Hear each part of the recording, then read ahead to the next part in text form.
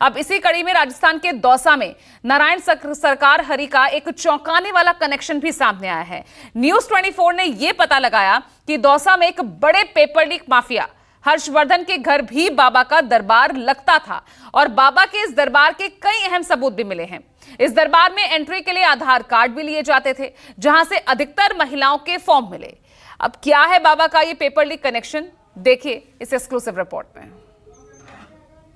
हरि बाबा का जो दौसा कनेक्शन भी सामने आया है। ये वो बंगला है जहां पर नारायण साकार हरि बाबा ने जिसे अपना निज धाम बनाया था, निज आश्रम बनाया था। यहाँ पर भक्तों की चहल पहल रहती थी और यहाँ पर हाईवे से जो ये 60 फीट रोड आ रही है, जब भी बाबा यहाँ आते थे तो इस पूरे रोड को ब्लॉक कर देते थे। यहाँ तक कि इस गांव में रहने वाले लोग या जो यहाँ पर आते थे उन लोगों को भी बाकायदा आधार कार्ड देखकर ही यहाँ पर अनुमति दी जाती थी अंदर आने की। और उसके बाद ऐसा कहते हैं कि महीने में 3 से 4 दिन तक वे यहाँ पर रहते थे, लोगों को, अपने भक्तों को दर्शन देते थे। और यहाँ पर एक बोर्ड भी लगा हुआ है जिसमें लिखा हुआ है, सभी देवी देवता तुल्य भाई बहनों के चरणों में प्रार्थना है कि नारायण हरि जी महात्मा गांधी एवं SMS मेडिकल कॉलेज जयपुर के डॉक्टरों के परामर्श एवं सलाह से ग्रामीण परिवेश की आबो हवा लेने व स्वास्थ्य लाभ के लिए स्वयं के निजी प्रवास पर हैं। वर्तमान में कोई भी समागम यहाँ पर नहीं चल रहा है, अतः आपसे प्रार्थना है नारायण हरि प्रवास पर आने का कष्ट नहीं करें। निज निवास दौसा,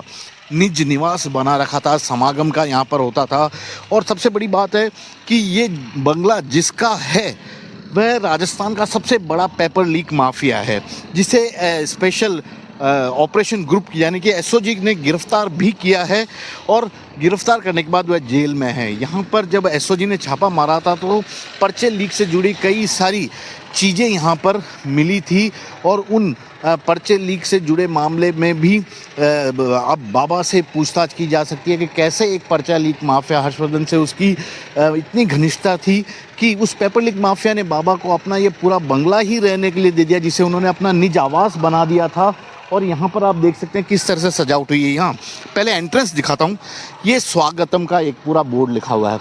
उसके अलावा ये पूरा कलरफुल सजावट यहाँ पर की गई है, आपने बोर्ड देख ही लिया। और यहाँ पर जो टेंट लगे हुए हैं, यहाँ पर देखिए कलरफुल टेंट से जो सजावट की गई है, ये यहाँ पर बाबा जब भी यहाँ पर आते थे तो इसी तरह सजावट होती थी, भक्तों की भीड़ रहती थी। बाबा के जो पर्सनल सिक्योरिटी गार्ड थे यहाँ पर इस पूरे रास्ते पर काली वर्दी पहनकर उनके जो सेवादार उन्हें नाम दिया गया था, उन्होंने इस जगह पर लोगों को बाबा से मिलने के लिए अंदर भेजते थे। और बाबा से मिलना भी कोई आसान नहीं था। यहाँ पर ऐसा कहते हैं जब बाबा होते थे तो सुबह शाम का लंगर भी चलता था, जिसके चलते न केवल राजस्थान बल्कि आसपास के राज्यों के लोग भी भोले बाबा के दर्शन के लिए यहाँ पर आते थे। और जिस तरह से अंदर की चीज़ों को, अब अंदर जो चीज़ें मिली थी पेपर लीक माफिया से जुड़ी, उसके बाद इस मकान को, इस बंगले को पूरी तरह सीज कर दिया गया है। और ये आपको मैं दिखा, चलिए अब मैं आपको सीधा दौसा ही ले चल रही हूं, जहां से लाइव मेरे साथ मेरे सहयोगी केजे जुड़ रहे हैं। केजे श्रीवास्तव आप देख सकते हैं। और शायद केजे अब आप उस बंगले के अंदर एंट्री ले चुके हैं। जिस तरह से सजावट जो नजर आ रही है, कलरफुल टेंट और यहाँ पे लड़ियां लगी हुई हैं।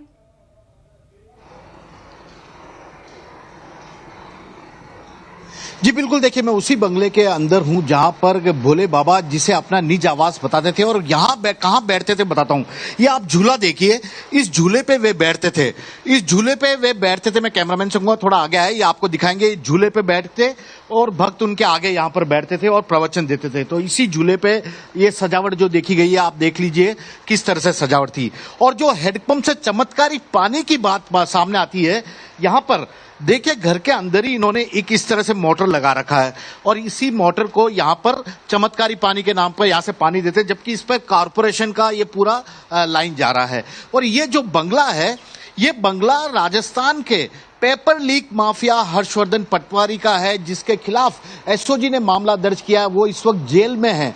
बड़ा सवाल यह है कि बाबा भोले बाबा का पेपर लीक माफिया से क्या कनेक्शन, और पेपर लीक माफिया ने अपना इतना आलीशान बंगला बाबा भोले को कैसे दे दिया। क्योंकि इतना बड़ा बंगला जहां पर हर 2-3 महीने में एक बार आते थे, बड़ा सा यहाँ पर आयोजन करते थे सत्संग सभा। ये जो सजावट आप देख रहे हैं, ये सजावट आप देखिए, मैं आपको और भी ले जाऊं। और यहाँ पर एक चीज आपको दिखाता हूं, यहाँ पर ये देखिए कुछ कागज के डॉक्यूमेंट अभी तक पड़े, एसओजी ने जांच किया है।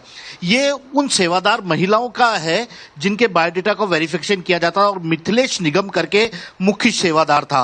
ये मिथिलेश निगम मुख्य सेवादार था, जनपद फिरोजाबाद का रहने वाला था। इसका मोबाइल नंबर भी यहाँ पर लिखा हुआ है। और यहाँ पर देखिए, अब आपको मैं जितना पेपर चेंज करूंगा उतनी महिलाओं की तस्वीर नजर आएगी।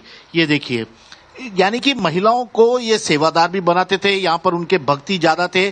जहां तक आपके नजर जाएगी महिलाओं की, यहाँ पूरा बायोडेटा आपको मिल जाएगा।